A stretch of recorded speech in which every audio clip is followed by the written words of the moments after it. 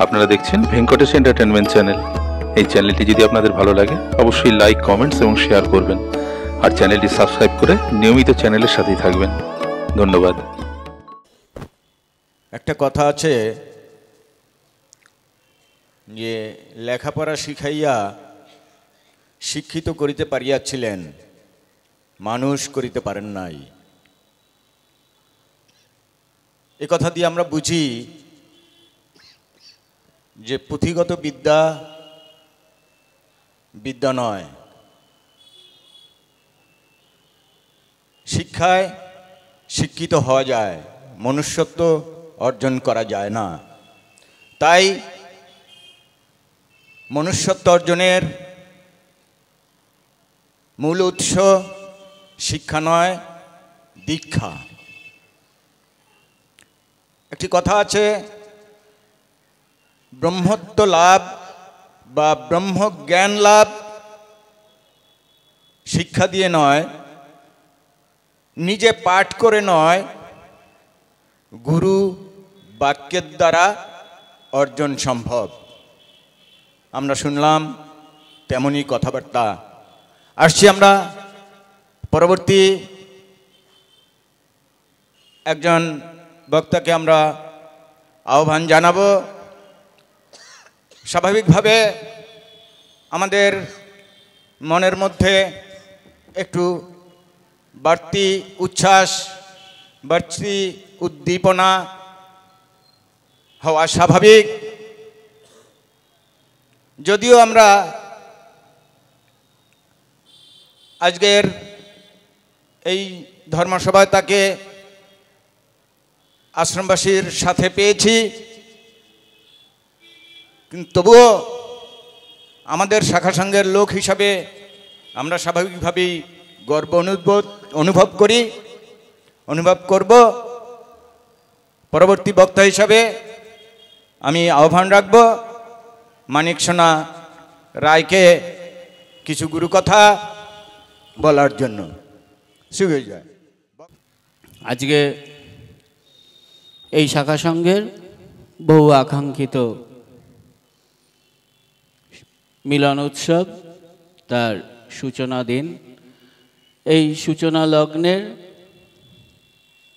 সম্ভবত চতুর্থ অনুষ্ঠান হিসেবে এই মহতী ধর্মসভা। এই ধর্মসভার এখানে এসে বা এখান থেকে বসে অনেক পুরনো কথা মনে পড়ছে। মনে পড়ার অন্যতম কারণ আমাদের ছোটবেলাটা এই সংঘের মধ্যে থেকেই কেটেছে। আমরা এখান থেকেই বড় হয়েছি, এই শাখা সংঘের মধ্যে থেকে। আজকে এই শাখা সংঘের মধ্যে বহুজন অনুপস্থিত কেন? তারা আজ শরীরে নেই, তারা আমাদের কাছ থেকে বিদায় নিয়েছে। ছোটবেলা থেকে যাদের কোলে পিঠে করে আমরা বড় হয়েছি, আমার পিতৃদেব ঈশ্বর ননীগোপাল রায় মহাশয়, তিনি তার নিজের দাদা বলে মনে করতেন ঈশ্বর শম্ভুনাথ বসু মহাশয়, এবং এই অঞ্চলের কাছাকাছি নিতাই বিশ্বাস মহাশয়। এই আমরা গাড়িতে আস্তে আস্তেই নিতাই বিশ্বাসের দাদা গৌরাঙ্গ বিশ্বাস, ওনার স্মৃতিচারণ করছিলাম। রবীন্দ্রের ছেলে বিমল পাল, বহু এই শাখা সংঘের অন্যতম প্রতিষ্ঠাতা কারিগর বলবো ঈশ্বর মুকুন্দলাল মুন্সী মহাশয়। প্রত্যেকের কথা খুব মনে হচ্ছে আজকে। শাখা সংঘ এনারাই তৈরি করেছিলেন অনেক কষ্টের মধ্যে থেকে, গুরু ভগবানের আশীর্বাদকে পাথেয় করে শাখা সংঘের বিস্তার লাভ করেছে। আজকের শাখা সংঘ একটা স্থিতিশীল অবস্থার মধ্যে দাঁড়িয়ে আছে। বাগুইআটি, ষাটগাছি, কৃষ্ণপুর শাখা সংঘের ব্যাপ্তি অনেক বড়, অঞ্চল অনেকটা জায়গা জুড়ে তার পরিধি। হয়তো বর্তমানে যে কোনো কারণেই হোক শাখা সংঘ থেকে আগের মতো আমরা পরিষেবা হয়তো পাচ্ছি না। যেমন সময় মতো এখন পত্রিকাটাও ঠিকঠাক পাই না। আসলে এটা কারুর দোষ না, করে গুণের কথা না, হয় এগুলো কর্মচঞ্চলতার মধ্যে থেকে মানুষকে বিভিন্নভাবে এগিয়ে যেতে হয়। কর্মীর সংখ্যা কমে যাওয়া, ডেডিকেটেড কর্মীর অভাব ইত্যাদি নানা কারণে হয়তো এরকম হয়। কিন্তু আমার মনে হয় সর্বোপরি আমরা যদি গুরু ভাবনায় ভাবিত হই, তাহলে গুরুদেব যে লক্ষ্য নিয়ে শ্রীগুরু সংঘ করেছেন, যেভাবে শ্রীগুরু সংঘের আশ্রিত জনদের তিনি আশ্রয় দিয়েছেন, সেগুলো যদি আমরা যথার্থভাবে একটু অনুসরণ করতে পারি, তাহলে আমাদের তো হারানোর কিছু নেই, আমাদের তো সবটাই প্রাপ্তি। আমরা সব কিছু পাবো।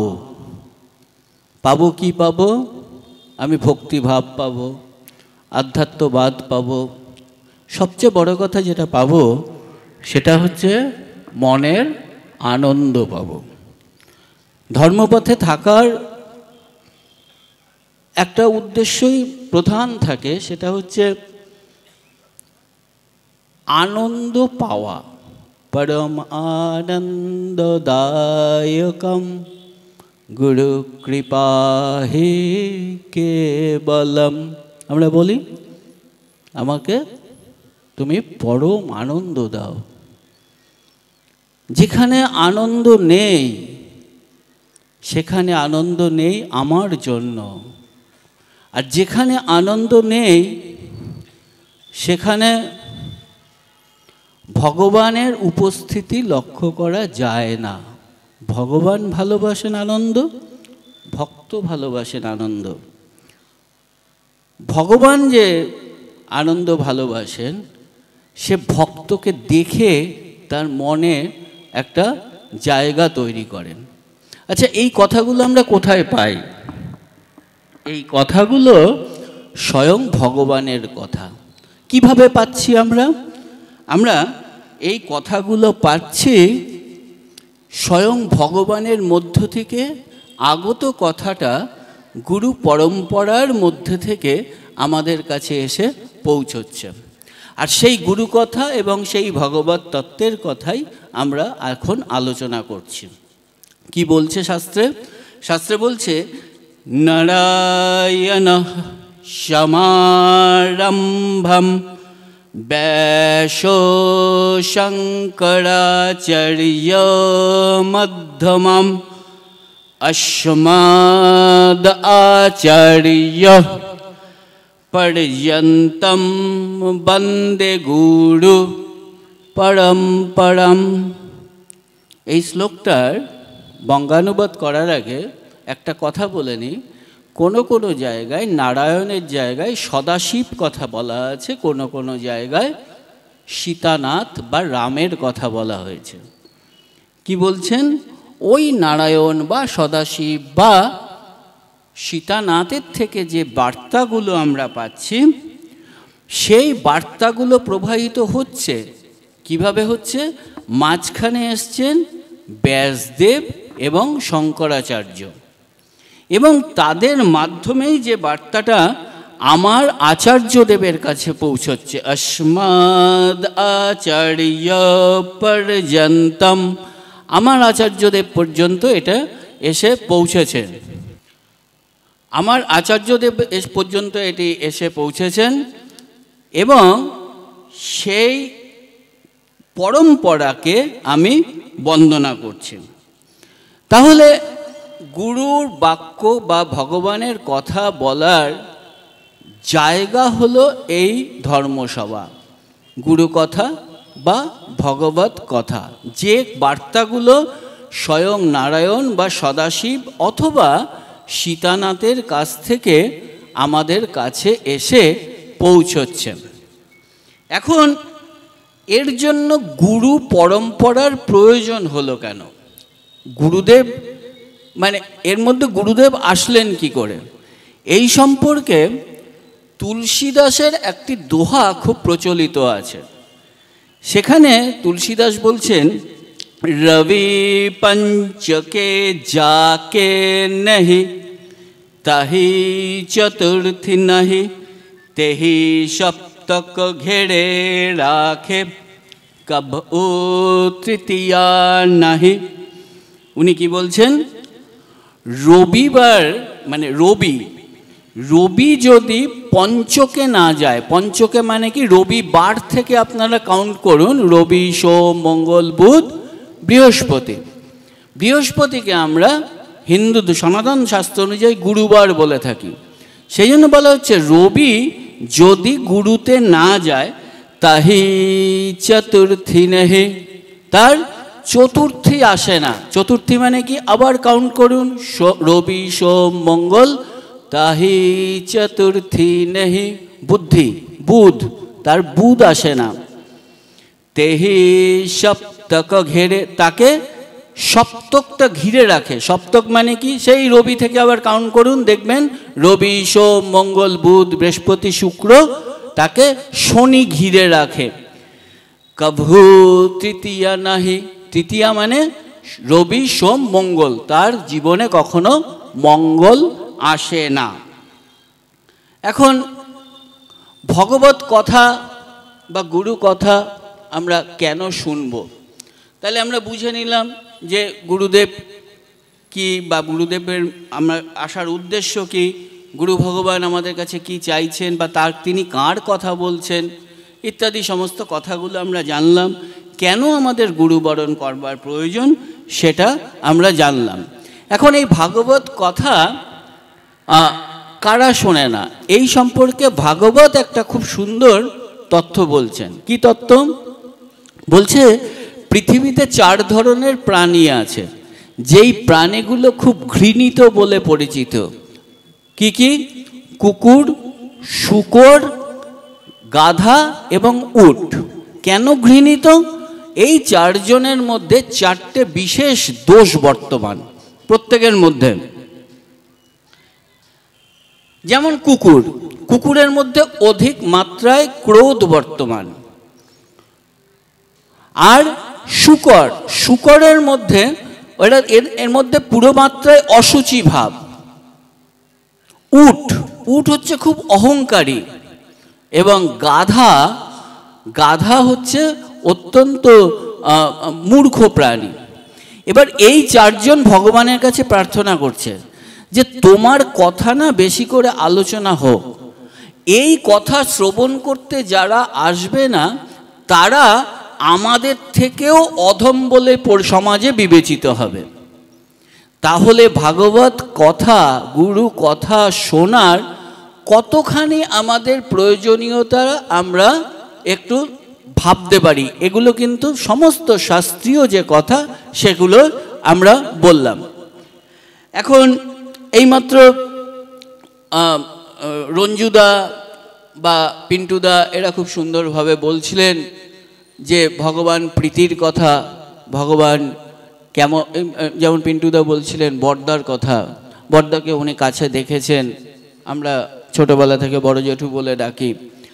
এবং এদের সাথে আলোচনা করার জায়গাই হচ্ছে এরা সমস্ত সবসময় মানে একটা বড়দার আবেশে সবসময় থাকেন, বড়দা কীভাবে তাদের স্নেহ করতেন, ভালোবাসতেন ইত্যাদি। আচ্ছা, গুরুদেবকে আমরা এখানে কিন্তু বহু লোক দর্শন করিনি, বহু লোক, এমনকি আমিও চর্মচক্ষে পার্থিব দেহে গুরু ভগবানকে দর্শন করিনি। কিন্তু গুরুদেবকে যারা দর্শন করছেন তারা গুরুরূপ সম্পর্কে কি বলছেন? সেরকম একজন বলছেন শ্রীজীব ন্যায়তীর্থ। কে ইনি? ইনি ভারতবর্ষের যে শাস্ত্র কথা বলা হয় সেই শাস্ত্র যিনি লিখছেন পঞ্চানন তর্করত্নের ছেলে, তিনি হচ্ছেন শ্রীজীব ন্যায়তীর্থ। অত্যন্ত পণ্ডিত ব্যক্তি। গুরুদেব অত্যন্ত তাকে সম্মান করতেন এবং পরস্পরের মধ্যে একটা নিবিড় একটা গভীর ভালোবাসা ছিল। আমরা এগুলো পুরনো বই দেখলে বুঝতে পারবো। তো শ্রীজীব ন্যায়তীর্থ গুরুদেবকে স্মরণ করছেন ঠিক এইভাবে। কিভাবে বলছেন, গুরুদেব কীরকম ছিলেন? শান্ত। গুরুদেব কীরকম ছিলেন? স্নিগ্ধ।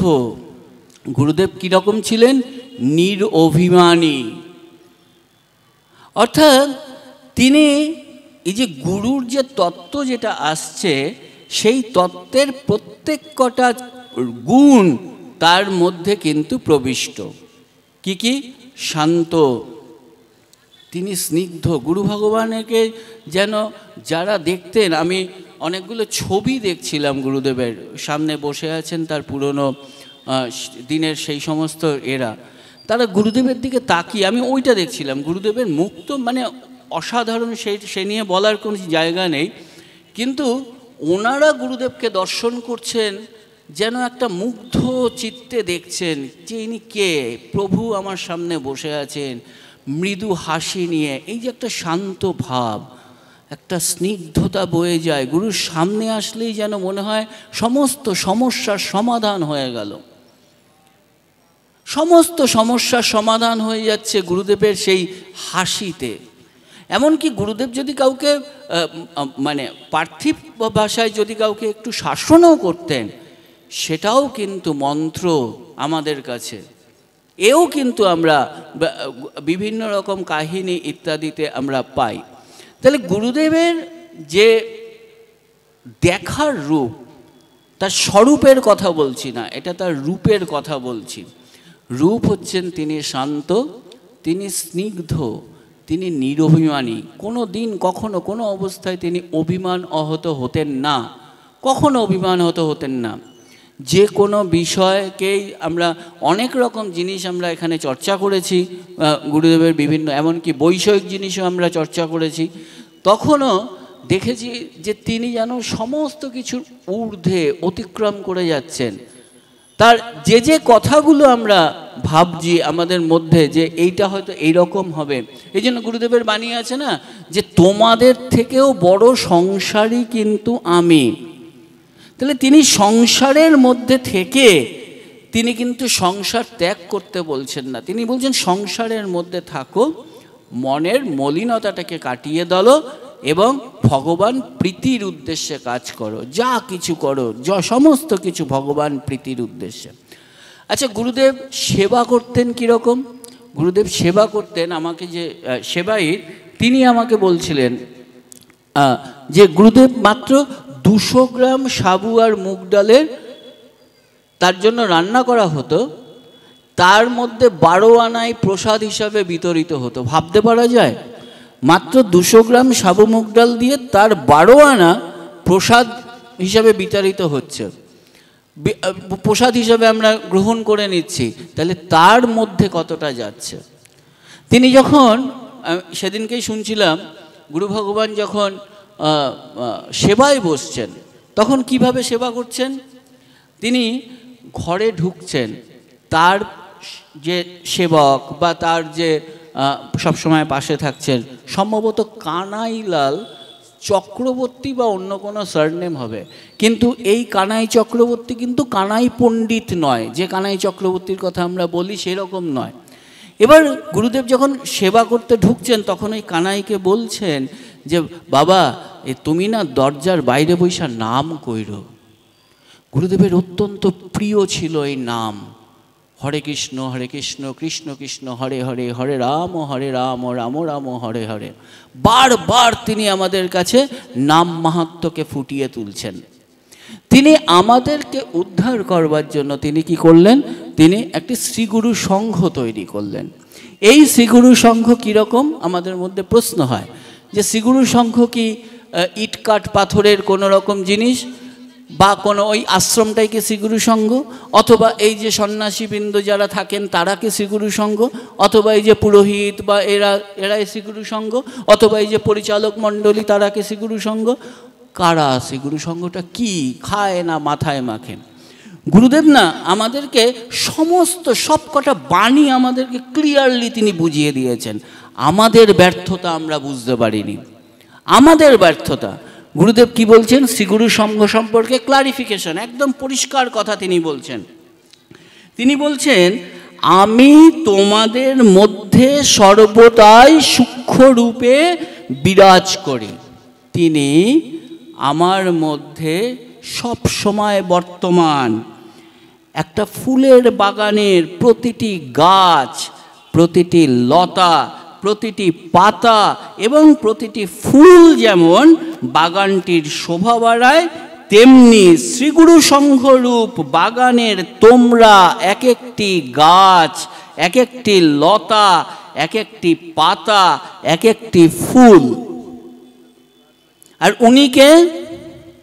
উনি নিজের পরিচয় দিচ্ছেন, বাগানের মালি যেমন বাগানের সামগ্রিক উন্নতি সাধনে যত্নবান, আমি একজন সাধারণ মালি। তোমাদের দিকে আমার সুদৃষ্টি সর্বদাই বর্তমান। তাহলে কি হলো? আমরা সবাই মিলে শ্রীগুরু সংঘ। কীরকম শ্রীগুরু সংঘ? গুরু ভগবান আমার মধ্যে প্রতিষ্ঠিত, তিনি আমার মধ্যে রয়েছেন। আমরা না ভুলে যাই বলেই আমাদের মধ্যে এত দেশ, এত পরনিন্দা, এত পরচর্চা। গুরুদেব আমাদের দেশপ্রেমী হতে বলেননি। এই দেশের বানান দয় বয় একার পেটকারা মধ্যাহ্নয় স। তিনি আমাদেরকে দেশ একদম রাখতে না করছেন, কিন্তু আমরা সেই দেশ নিয়ে ঘুরছি, আমরা অন্যের সমালোচনা করছি, আমরা নিজেরা অসুয়া হয়ে যাচ্ছি। গুরুদেব বারবার বলছেন, তোমরা অসুয়া শূন্য হও। কে অসুয়া শূন্য ছিলেন? ভগবান শ্রীকৃষ্ণের অত্যন্ত কাছের অর্জুন ছিলেন অসুয়া শূন্য। গুরু ভগবান বলছেন কথা, যে তার কাছে কেন এই শ্রীমদ্ ভাগবত গীতাকে তিনি প্রকাশ করলেন? কারণ অর্জুন ছিলেন অসুয়া শূন্য। অর্জুন কোনো অবস্থাতেই ভগবানের দোষ কখনো খুঁজতেন না। অসুয়া মানে কি? পরের গুণে দোষ অনুসন্ধান করা হলো অসুয়া। একটা লোক ভালো কাজ করছে, তার মধ্যেও আমি দোষটাকে খুঁজে বার করব। এই অসুয়া যদি আমার মধ্যে থাকে, এই ভাবনা যদি আমার মধ্যে থাকে, এই দেশ যদি আমার মধ্যে থাকে, পরনিন্দা পরচর্চা, তাহলে কি আমরা শ্রীগুরু সংঘের আশ্রিত, মানে দীক্ষা বলে শুধু আশ্রিত হতে পারবো? মর্ম বলে না। কারণ ওই সব যখনই আমার মধ্যে থাকবে, তখনই এর ভেতর থেকে গুরু ভগবান পালিয়ে যাবেন, বেরিয়ে চলে যাবেন। গুরু ভগবান কিন্তু সমস্ত কিছু ব্যাপারে নিষ্প্রিয় থাকেন। উনি কিন্তু কারোর পাপ পুণ্য কিচ্ছু নেন না। এ তো শ্রীমদ্ ভাগবত গীতাতেই আছে। প্রভু বলছেন যে আমি কারোর পাপ নেই না, কারোর পুণ্য নেই না, নিষ্প্রিয় থাকে। আমরা বলি ঠাকুর আমাকে এই দাও, আমাকে ওই দাও। সেদিনকে একটা কথা শুনছিলাম, খুব সুন্দর কথা। কালী পুজো দুর্গা পুজো চাঁদা নিতে বেরোয়, গুরুদেবের কাছে চাঁদা নিতে এসছে এরকম একটা কোনো কমিটি, কালী পুজো বা দুর্গা পুজোর কমিটি। তো অনেক দিন আগেকার কথা, সেই সময় তো গুরুদেবকে কাছে জিজ্ঞেস করছেন, চাঁদা দেন। বলে, হ বাবা, কত টাকা দিমু? দেন 5 টাকা দেন। গুরুদেবকে কথোপকথনটা কীরকম হচ্ছে? চাঁদা নিতে এসছি। হ বাবা বলো কত দিমু? 5 টাকা দেন। আচ্ছা নাও বাবা, তোমাদের জন্য না আমি 25 টাকা রেখে দিয়েছিলাম, তোমাদের জন্য আমি 25 টাকা রেখে দিয়েছিলাম। আমরা চাইতে জানি না, আমরা কি চাই? প্রভু আমাকে এই দাও, সেই দাও, ওই দাও, কত কিছু দাও, কিন্তু প্রভুর কাছে কি চাইবো? আমায় তোমার প্রীতি উৎপাদন করা এরকম কোনো কর্ম আমাকে দিয়ে করিয়ে নাও। আমি যেন আমার কর্মস্খলন শ্রীগুরু সংঘের মধ্যে থেকে করতে পারি। আমি আমার যে কর্মক্ষয় শ্রীগুরু সংঘের মধ্যে থেকে করতে পারি। এর মধ্যে যেন কোনো প্রতিবন্ধকতা না আসে, কোনো বাধা বিপত্তি কিচ্ছু যেন না আসে। সমস্ত কিছু অতিক্রম করব। আমাকে শুধু তোমার চরণে আশ্রয় দিয়ে আমাকে দিয়ে এই কর্মগুলো করিয়ে নাও। সেখানে শুধু প্রভু আর আমি, এই প্রার্থনা থাকবে। চাওয়ার মতো চাইতে হয় তিনটে জিনিস। পূর্ববর্তী বক্তা যে বলছিলেন বিশ্বাস, ভক্তি এবং নির্ভরতার কথা, বিশ্বাসের কথা, বিশ্বাস করতে হবে গুরু ভগবানকে। বিশ্বাস যদি আমি না করতে পারি, তাহলে এই যে এত কথা শ্রবণ, এত কথা বর্ণন, এগুলো কিন্তু আমাদের মধ্যে হবে না। আসলে কি ভাগবত কথায় বা গুরু কথায় সেই গলা থেকে বেরোয় যেটা দিব্যস্বর, আর সেই কানের মধ্যে প্রবাহিত হয় যেটা দিব্য কর্ণ। এই যে আমরা বলি না যে বেদ সবাই পাঠ করতে পারেন না, শুধু এইটুকু ঠিক আছে, কিন্তু বাকি কথাটা আমার মানে কথাটা ঠিক নয়। ওই যে শুধু ব্রাহ্মণরাই পড়তে পারবেন, এই কথাটা ঠিক নয়। বলছে বেদ তারাই করতে পারবেন যাদের দিব্য স্বর আছে এবং দিব্য কর্ণ আছে। দিব্য কর্ণ আছে বলেই এটাকে আমরা বলি, এই বেদের পরবর্তী সমাজে আছে শ্রুতি। ঠিকঠাক শ্রবণ করা, শ্রবণ করতে হবে ঠিক করে। যদি শ্রবণ না করি তাহলে কিন্তু এত বড় একটা বৈদিক ইতিহাস আমাদের সামনে কিন্তু আমরা পেতাম না। দিব্য কর্ণ আমাদের রাখতে হবে, যে কানের সাথে যেন আমার হৃদয়ের একটা সংযুক্ততা থাকতে পারে, হৃদয় অঙ্গম করে যেন আজকের এই ধর্মসভার বিষয়গুলোকে আমরা নিয়ে যেতে পারি। প্রভুরা বাণী দেন, বাণীগুলো দুটো পার্টে বিভক্ত। একটা পার্ট অত্যন্ত সোজা, ও কোনো ব্যাপার না, পরে পরে একটু ভাবনা চিন্তা করলে গুলিয়ে যায় আমাদের। যেমন নববিধানে গুরু ভগবান বলছেন নবম বিধানটি, গুরুদেব কি বলছেন? প্রতিটি শিষ্য সংঘাশ্রিত হওয়ার চিহ্নস্বরূপ বক্ষে রুদ্রাক্ষ ধারণ করিবে। বেশ দারুণ বিধান। নববিধানের আমি অন্য কোনো বিধান মানব না, এই একটা বিধান মানব। আশ্রমে যাব আর রুদ্রাক্ষ কিনবো, ধারণ করব। আমাদের তো শোধনের ওইসব ব্যাপার নেই, ঠাকুরের কাছে একটু চরণে রেখে দেবো, শোধন করব, আমি পরিশুদ্ধ, আমি শ্রীগুরু সংঘাশ্রয়ী নয়। তার পরের লাইনটা পড়ুন, এবং পরস্পরের প্রতি ভ্রাতৃভাব পোষণ করিবে। এই জায়গাটা মুশকিল হয়ে গেল আমাদের।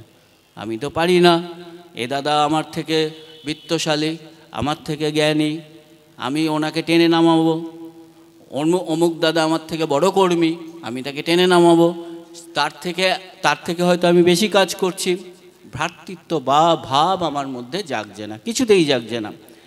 এই যে ভ্রাতৃত্ব ভাবের অভাব যে হয়ে যাচ্ছে, যখনই হচ্ছে তখন কিন্তু এই নববিধান কিন্তু আস্তে আস্তে আমাদের কাছ থেকে সরে যাবে। গুরুদেব বলছেন সংঘ গড়িয়া উঠিবে নববিধান অনুসারে। তো নববিধানই যদি সরে যায় তাহলে আমি শ্রীগুরু সংঘের আশ্রয়, এটা তো আমি বলতে পারবো না। এই প্রভুরা এই কথাগুলো খুব সুন্দরভাবে বলে দেন। একটুখানি বলেন ঠিকঠাক, ওকে আমি মানতে পারবো, পরেরটা এমন কথা বলে নেন সমস্যা হয়ে যায়। দ্বাদশ অধ্যায় ভক্তিযোগে প্রভু কি বলছেন? অদ্দেষ্টা সর্বভূতানাং মৈত্র করুণ এবচ নির্মম নিরহংকার সমদুঃখ সুখক্ষমী। ভক্তের গুণাবলী কি বলছে?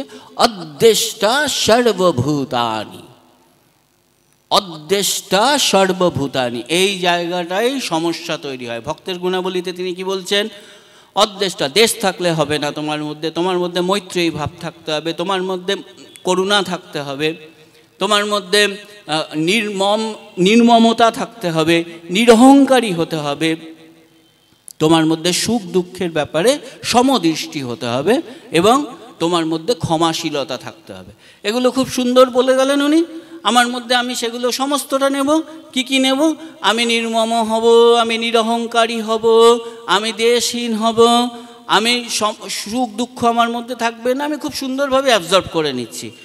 কিন্তু উনি ওই শ্লোকটার মধ্যে 13তম শ্লোক দ্বাদশ অধ্যায় একটা কথা বলে দিলেন, অদ্দেষ্টা সর্বভূতানাম। এই সর্বভূতানাম, সবার প্রতি তোমার অদ্দেষ্টা থাকতে হবে। কীরকম জানেন? আমার গায়ে একটা মশা বসেছে, আমি মশাটাকে মারতে পারবো না।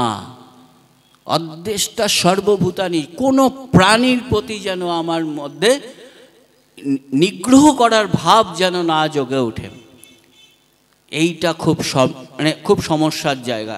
ওই সর্বভূতানি ভগবান বলছে না বাসুদেব সর্বমিতি, এই বোধটা আমাদের মধ্যে তৈরি হয় না যে সব জায়গায় বাসুদেব রয়েছে, তবেই তো উনি সর্বলোক মহেশ্বরম, যে সবার জন্য তিনি সর্বোচ্চ জায়গায় তিনি রয়েছেন।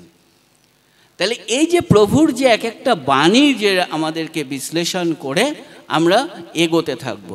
এই যে শ্রীগুরু সংঘ, শ্রীগুরু সংঘের মূল বার্তার জায়গা কোথায়? ধর্ম জায়গা। ধর্মের সম্পর্কে 1369 বঙ্গাব্দে এই বাগুইআটিতে গুরুদেব কি বলছেন? গুরুদেব বলছেন সত্যকে আশ্রয় করাই হচ্ছে ধর্ম। ধর্ম যদি পাইতে চাও তাহলেই সত্যকে ধরিয়া রাখো। বাগুইআটিতে বলছেন গুরু ভগবান, সত্যকে ধরিয়া রাখা কথা বলছেন। খুব কঠিন কাজ, কিন্তু আমরা অনেকভাবে বলতে পারি যে হ্যাঁ আমি দাদা সত্যি কথা বলি। প্রথম মিথ্যা কথা এটা বলে ফেললাম যে আমি সর্বাবস্থায় আমি সত্যি থাকি বা সৎ থাকি। প্রথম মিথ্যা কথা আমার মধ্যে থেকে প্রভু এটা নির্গত করে দিলেন, পারি না। সৎভাবে থাকতে হবে, সত্যকে আশ্রয় করে রাখতে হবে। যে সময়ের কথা আমি দিয়েছি প্রভুকে বা কাউকে, সেই সময় সেখানে উপস্থিত থাকতে হবে বা অনুপস্থিত থাকতে হবে। এই সবটা নিয়ে সত্য। আর কি বলছেন গুরু ভগবান? বলছেন সকর্তব্যে রত থাকাই হলো ধর্ম। উনি কি বলছেন? ধর্মটা কি না, ধর্মটা হলো কর্তব্য রক্ষা করা। কর্তব্যকে রক্ষা করতে হবে। আমার উপর যে দায়িত্ব, যে কর্তব্য দেওয়া হয়েছে, সেই কর্তব্যটা যেন আমি যথোপযুক্তভাবে আমি পালন করতে পারি। আমি মঙ্গলঘট কর্মী, আমাকে বলা হলো যে তুমি আজকে ওই বাড়িতে যাবে, তোমার পত্রিকাটা দিয়ে আসবে। বেশ কথা। 3 দিন পরেই আমার প্রতি নির্দেশ আসলো যে ওই বাড়ি থেকে তুমি ওই ভক্ত সম্মেলনের প্রণামীটা নিয়ে আসো। আমি কর্মী তো রেগে কাই, আমি এক বাড়িতে 2 দিন যেতে পারবো না, এটা আমি ভলেন্টিয়ার সার্ভিস করি। হলো না দাদা, কর্ম এরকমভাবে হবে না। ভগবান প্রীতির জন্য কর্ম। আপনি এসছেন এই দায়িত্ব নিয়ে যে শ্রীগুরু সংঘের সাধারণ শিষ্য ভক্ত জনার সাথে আপনার যোগাযোগ সূত্র রক্ষা করতে হবে বারংবার। আর আপনার মধ্যে যদি এই ভাব চলে আসে না আমি পারবো না, তাহলে কিন্তু আমি ভলেন্টিয়ারি সার্ভিস করি, যেটা আসলো আমার মধ্যে অহংকার বোধ চলে আসলো। গুরুদেব কি বলছেন?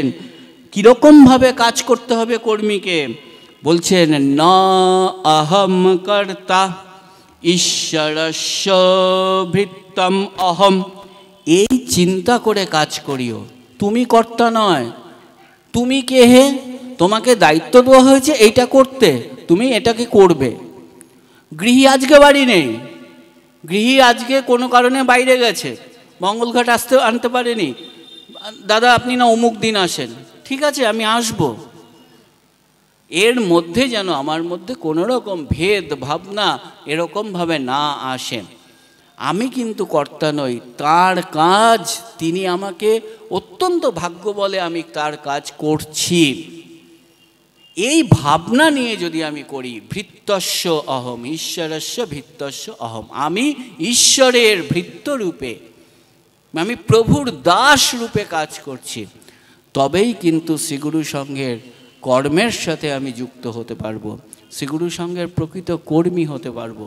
না হলে কিন্তু গুরু ভগবানের সেই কথা, সাধু সেজো না সাধু হও, কর্মী তুমি সেজো না। কর্মী হয়ে একটা গামছা পরলে, অনেক এরকম বা বুক বাজিয়ে চললে তা নয়। অনেক ক্ষেত্রে হয়, এটা শুধু আমার শাখা সংঘের দিকে আমি বলছি তা নয়। মনে করুন আশ্রমে আপনি গেলেন, আমরা এই কথা বারবার নিজেরা আলোচনা করি। কেউ আপনাকে প্রসাদ দিল, আপনি যে প্রসাদ দিচ্ছেন তিনি প্রসাদ দিয়ে একটু বিরক্তি প্রকাশ করলেন, হয়তো করেন যে আমি বলছি না, কিন্তু করতেও তো পারেন। ঠিক কাজ করলেন না। আমরা কিন্তু ওনার কাছ থেকে এই আচরণ কিন্তু আমরা চাই না, আমাদের মধ্যে আসে না, তবুও হয়ে যায়। তবুও প্রভুর, আমরা তো জানি যে ভ্রান্তি রূপে না সংস্থিতা, যে আমি সত্যিভাবে থাকতে চাই, সঠিক পথে চলতে চাই, তবুও আমি বিভ্রান্ত হয়ে যাই। কেন? সেটাও প্রভুর আদেশে, প্রভুর নির্দেশে। যে ওই জন্যই ওখানে বলা হচ্ছে ভ্রান্তি রূপে ন সংস্থিতা, তিনি আমার মধ্যে ওই ভুল রূপে আমার মধ্যে প্রতিষ্ঠিত হয়ে রয়েছেন। এই ভ্রান্তি ভাবগুলোকে আমাদেরকে কাটিয়ে উঠতে হবে। তাহলে আমার মনে হয় শ্রীগুরু সঙ্গের প্রকৃত কর্ম আমি করতে পারি। আমি শেষ কথা বলবো, শ্রীমদ্ ভগবদ্ গীতার 10ম অধ্যায় ভগবান যে কথা বলছেন, শ্রীমদ্ ভগবদ্ গীতার 10ম অধ্যায় তিনি যা বলছেন যে তিনি আসলে সব, তিনি মান, তিনি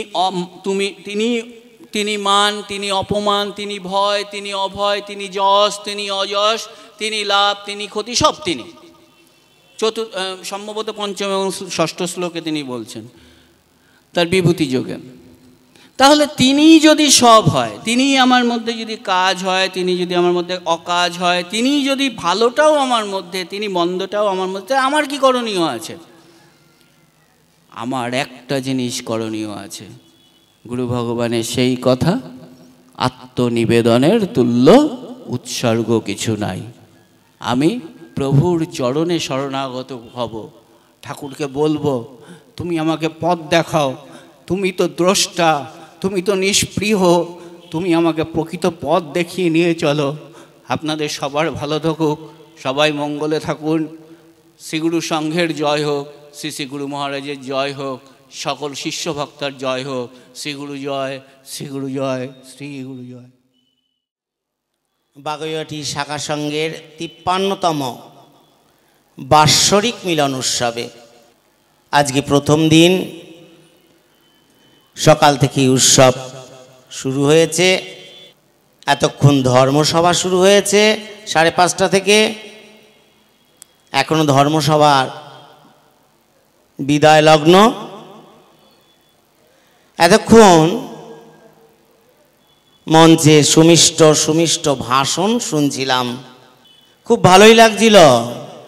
আমার পূর্ববর্তী বক্তা সত্য দিয়ে শেষ করলেন। গুরু মহারাজ যখন তার 9 বছর বয়সে উনি পৈতা নিলেন, দ্বিজ হলেন, যদিও ওনাদের দ্বিজ বলে কোনো কথাই নাই, উনি তো স্বয়ং পূর্ণ ভগবান, কিন্তু লোকাচারে যেটা ওনার হতে হয়েছিল সেই দ্বিজ, সেই সময় ওনার গুরু মহারাজ নিবারণচন্দ্র ভট্টাচার্য কুলগুরু ওনাকে এই দ্বিজ করার পূর্বে প্রথমেই একটি মন্ত্রে ওনাকে জানালেন। মন্ত্রটি হচ্ছে সত্যরূপং পরম ব্রহ্ম সত্যহি পরমং তপ সত্যমূলা ক্রিয়া সর্বা সত্যাৎ পরতর নহি। যা কিছু জগতে সবই সত্য, সত্যের উপরই ওনার দৃষ্টি, আচরণ, চলা ফেরা সব কিছুই। বর্তমান জগৎ সত্যটাকেই আমরা যেন ছেড়ে বসে থাকি, কারণ এই যে আমরা সত্যটাকে নিতে পারি না ঠিক মতো, কারণের মূল উদ্দেশ্যই হচ্ছে আত্ম ইন্দ্রিয় প্রীতি ইচ্ছা। আমরা তো মানুষ, আমরা প্রথমেই সর্বদাই দেখি আত্ম ইন্দ্রিয় প্রীতি ইচ্ছা, আমার প্রীতির জন্য। কিন্তু আমরা যে এই যে মাটির পৃথিবীতে আসলাম, আমরা কিন্তু ভগবানকে কথা দিয়ে এসেছি, আমরা সর্বদাই কৃষ্ণ ইন্দ্রিয় প্রীতি ইচ্ছার মধ্যে থাকব। ভগবানের প্রীতির জন্য যে ইচ্ছা সেটির মধ্যেই আমরা থাকব। কিন্তু আমরা যখনই আমাদের কোনো স্বার্থে আঘাত পড়ে, তখনই আমরা আত্মেন্দ্রিয় প্রীতি ইচ্ছার মধ্যে ডুবে পড়ে থাকি। ভগবানকে পেতে হলে ভগবানের প্রীতি আমাদের চিন্তা, আমাদের স্মরণ, এই নিয়ে আমাদের থাকা প্রয়োজন।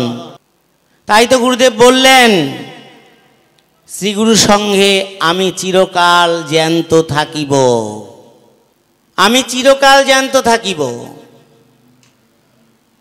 ওনার শেষ বাণীতেও উনি এই কথা উল্লেখ করলেন। আমার দেহত্যাগের পর, লীলা অবসানের পর যদি কেউ তোমরা কান্নাকাটি করো, শোক প্রকাশ করো, তাইলে বুঝিব যে আমার অস্তিত্বে তোমাদের কোনো বিশ্বাস নাই। পরবর্তীকালে উনি বললেন, আমি চিরকাল আছি ও চিরকাল থাকিব। সেই বিশ্বাসটুকু নিয়ে আমাদের চলতে হবে। উনি আছেন, উনি যে আছেন সেই বিশ্বাসটা পুরো দমে আমাদের রাখতে হবে। শুনছিলাম ভাষণের মধ্যে নানান রকমের কথা, তখন মনের মধ্যে নানা রকমের চিন্তা ভাবনা আসছিল যে গুরুর আদেশ নির্দেশ আমাদের অক্ষরে অক্ষরে পালন করা প্রয়োজন। গুরুর আদেশ নির্দেশ আমাদের যে অক্ষরে অক্ষরে পালন করা প্রয়োজন, এর জন্যই গুরুদেব বললেন, মন্ত্রমূলং গুরু বাক্য। আমার বাক্য শাস্ত্রমত হোক বা নাই হোক, তোমাদের মাননীয়। তার বাক্যকে পালন করতে হবে। গুরুদেব বললেন আরো তার জবানিতে, আশ্রম আমার স্থূল দেহ। গুরুদেব বললেন, আশ্রম আমার স্থূল দেহ। যদি প্রকৃতপক্ষে আশ্রম স্থূল দেহ হয়, তাইলে আশ্রমের কথায় মান্যতার প্রয়োজন। সেটি কাদের? আমাদের প্রত্যেকের। কিন্তু আমরা সেখানে মান্যতা ঠিক ঠিক দিতে পারছি না। কেন? ওই আত্ম ইন্দ্রিয় প্রীতি ইচ্ছার জন্য। কারণ আমার চলাফেরার মধ্যে কোনো তাদের বাক্য নাই। তাই আমরা অনেক অনেক সময়ই আমরা আত্মেন্দ্রিয় প্রীতি ইচ্ছার মধ্যে ডুবে থাকি। এখানে শ্রীগুরুর সঙ্গে যে আমরা এসছি, কারণটি কি? আমরা যে শ্রীগুরুর সঙ্গে আসলাম সে কারণটি কি? গুরু যে আমাদের যে গুরু হলেন, গুরুর কাজটি কি? গুরু কেন আসলেন এই মাটির পৃথিবীতে? গুরুর আসার কারণই হচ্ছে আমাদের মতো মানুষদের, পশু পাখিদের, গুল্ম লতা গাছপালা পোকামাকড় সবাইকে উদ্ধার করার জন্য উনি এসেছেন। আমরা তো উদ্ধার হওয়ার জন্য নিজেরাও রেডি। দেখেন, এই উদ্ধারের কথা বলতে গেলে দেখবেন, একটু যদি চিন্তা করা যায়, রাত্রিবেলা বালিশে মাথা দিয়ে শোবেন তখন একটু যদি চিন্তা করেন আমরা মরে যাব, মৃত্যু চিন্তাই ধরবেন লাইনে পাথেও। তা আমরা যদি মনে মনে চিন্তা করি শুয়ে শুয়ে আমরা এই মুহূর্তেই মরে যাব, দেখবেন বুকের মধ্যে ডালের কাটার মতো ঘুরবে, দম বন্ধ হয়ে আসবে। আমাদের এখনো তৈরি হয়নি, উদ্ধার হবই। উদ্ধার মানে একটা কথার কথা। কিন্তু সদ্গুরু ভগবান আসলেন এই মাটির পৃথিবীতে আমাদের মতো এই মানুষদের উদ্ধার করার জন্য। পশু পাখি গাছপালা পোকামাকড় প্রত্যেককেই উদ্ধার করার জন্য উনি আসলেন, এবং তিনি যে উদ্ধার করতে এসেছেন তার জ্বলন্ত অনেক দৃষ্টান্ত আছে। তা আমরা যদি উদ্ধার হতেই হয়, আমরা যদি প্রকৃতপক্ষে উদ্ধার হব বলে নিজেরা সক্রিয় হই, তাইলে কি প্রয়োজন? তাইলেই মূলত প্রয়োজন ওই যে তার আদেশ নির্দেশ অক্ষরে অক্ষরে পালন করা। সেটি যেমন আমি বলছি আমারও পালন করা উচিত, এবং প্রত্যেকেরই এই পালনীয়র প্রয়োজন। আমরা যদি এই আদেশ নির্দেশ ঠিকভাবে পালন করতে পারি, মা ভই চিন্তার কোনো কারণ নাই। আমাদের লক্ষ্যস্থলে আমরা পৌঁছাতে পারব। সেইটা আমাদের ভিতরে দৃঢ়তার প্রয়োজন। দৃঢ়ভাবে, যত দৃঢ় হবে ততই গাঢ় হবে। যার যেমন ভাব তার তেমনি লাভ। তাইলে আজকে আমরা শ্রীগুরুর সঙ্গে এসেছি তার আদেশ নির্দেশ রক্ষা করার জন্য, তার কথা পালন করার জন্য। এই যে পালন করার জন্য আমরা এসেছি, পালন যদি প্রকৃতপক্ষে করতেই হয় তাইলে এই সত্যতাকে, এই সত্যকে আশ্রয় করে চলতে হবে। ভগবান নিজে বললেন একমাত্র এই সত্যই হচ্ছে ভগবান, জগৎ মিথ্যা। বললেন সত্যই হচ্ছে ভগবান, জগৎ মিথ্যা। তাই তো উনি ওই 9 বছর বয়সে ওই নিবারণচন্দ্র ভট্টাচার্য ওনার কুলগুরু, তাই তো এই মন্ত্রে প্রথম দীক্ষা দিলেন, সত্যরূপং পরম ব্রহ্ম সত্যহি পরমং তপ সত্যমূলা ক্রিয়া সর্বা সত্যাৎ পরতর নহি। মূলতই আমাদের সত্যের উপর চলতে হবে, সত্যকে আশ্রয় করে চলতে হবে। একটা সত্য কথা বলতে গেলে 5টা সত্য কথাও মিশাতে হয় না, আর 5টা মিথ্যা কথাও মিশাতে হয় না। কিন্তু একটা মিথ্যা কথার সঙ্গে মিথ্যা কথাকে সেটাকে সত্য করতে হলে তার সঙ্গে আরও 10টা মিথ্যা যোগ করতে হয়। অতএব শ্রীগুরু সঙ্গ প্রতিষ্ঠাই করলেন সত্যের উপর। সেবা, নীতি, ধর্ম 4টি স্তম্ভের উপর শ্রীগুরু সঙ্গ প্রতিষ্ঠা করলেন। সত্য মূল। সত্যর সঙ্গে থাকতে গেলে সেবা এমনি হবে, সত্য সেবা থাকলে নীতিও থাকবে, আর সত্য সেবা নীতি থাকলে ধর্মও থাকবে। একের সঙ্গে আরেকের জয়েন্ট আছে, একের আরেকের পরিপূরক। তাই তো গুরুদেব বললেন আশ্রম আমার স্থূলদেহ, আশ্রমকে মান্যতা দেওয়া, আশ্রমের সঙ্গে মিলেমিশে চলা। আশ্রম যাহা বলিবে সে কথায় মান্যতা দেওয়া। আমরা সত্যি আস্তে আস্তে যেন আত্মেন্দ্রিয়ার মধ্যে এমনভাবে ডুবে পড়ে আছি। অনেক অনেক সভায় যাই, দেখি, অনেক কিছু দেখি, মনে বড় কষ্ট লাগে। এত লাঞ্ছনা গঞ্জনা, এত আমাদের কষ্ট। আজকে যা এখন বর্তমান যা পরিস্থিতি, এর জন্য আমরা প্রত্যেকেই দায়ী। এই গর্ত আমরাই খুলেছি। এর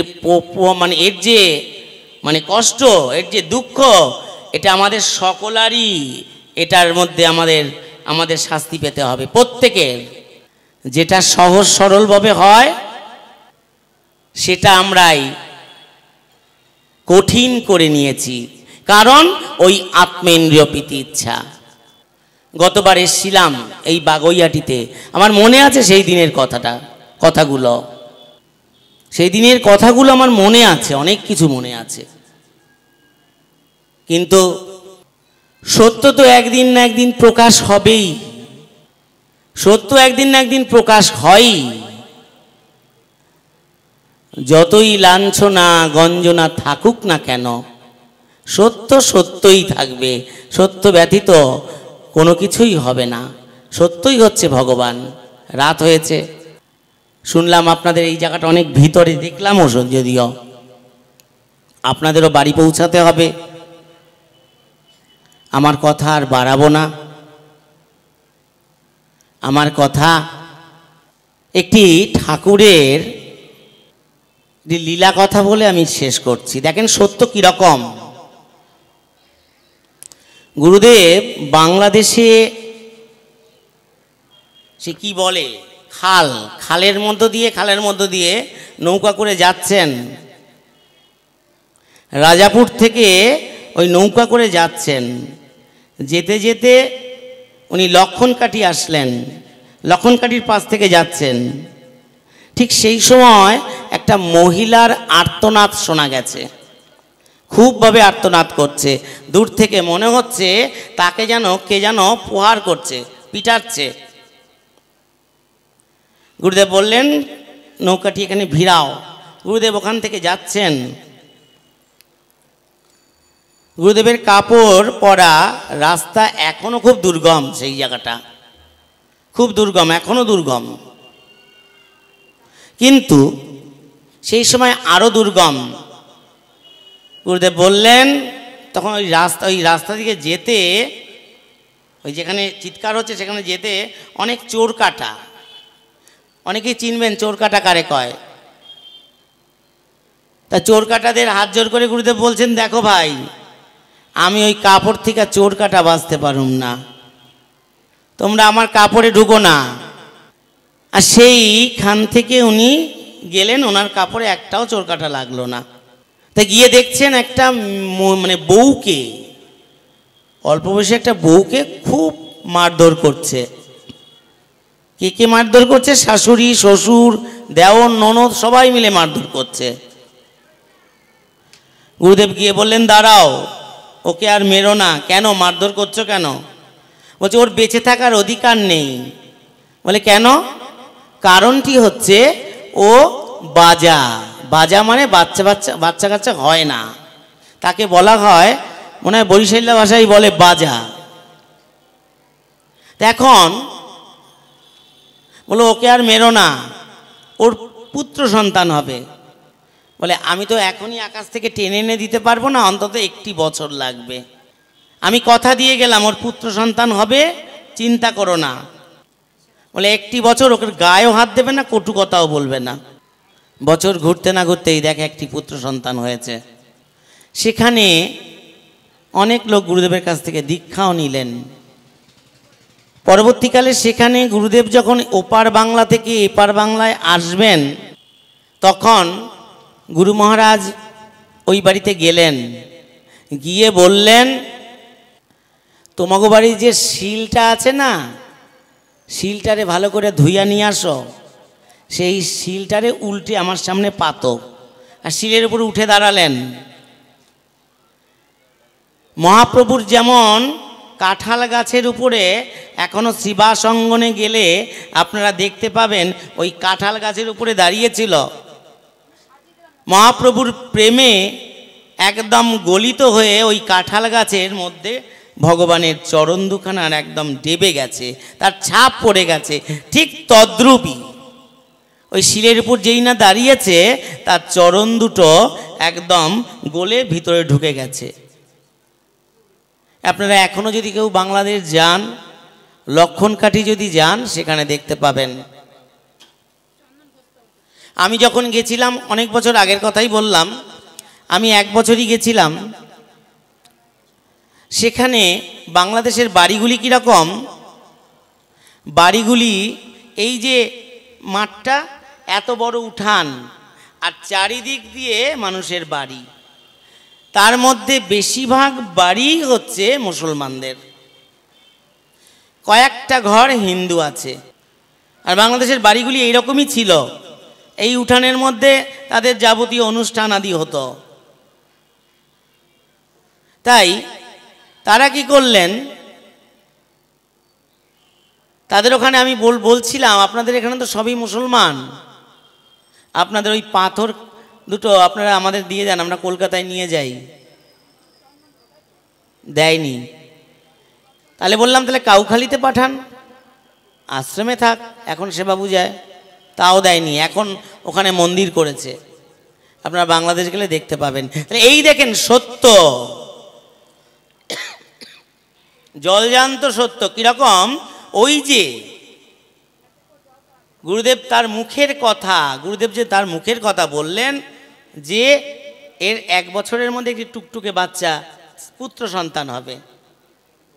দেখেন কিরকম মন্ত্রমূলক গুরুবাক্য, কিরকমভাবে সত্যতা প্রকাশ হলো। প্রথমতই সত্যকে যারা আশ্রয় করে চলে, তার ভাবনা চিন্তা অন্যরকম। কিন্তু দেখবেন অনেক ভাব, অনেক বৈষ্ণবীয় ভাব, অনেক বক্তার মধ্যে ভাব, অনেক চাল চলনে ভাব, খুব সুন্দর। সত্য মনে হয় সত্যের মধ্যেই আছে, কিন্তু দেখবেন যখনই অবস্থার খারাপ হয় তখন দেখবেন খারাপের দিকেই যায় তারা, ভালোর দিকে লোক খুব কম যায়। যাই হোক, আমার কথা এখানে বিশ্রাম রাখলাম। ওং পূর্ণমদ পূর্ণমিদং পূর্ণাৎ পূর্ণমুদচ্যতে পূর্ণস্য পূর্ণমাদায় পূর্ণমেবাবশিষ্যতে। ওং শান্তি, ওং শান্তি, ওং শান্তি। শ্রী গুরু সংঘ কি, শ্রী গুরু সংঘ কি, শ্রী শ্রী গুরু মহারাজ জিউ কি, শ্রী শ্রী গুরু মহারাজ জিউ কি। শ্রী গুরু জয়, শ্রী গুরু জয়, শ্রী গুরু।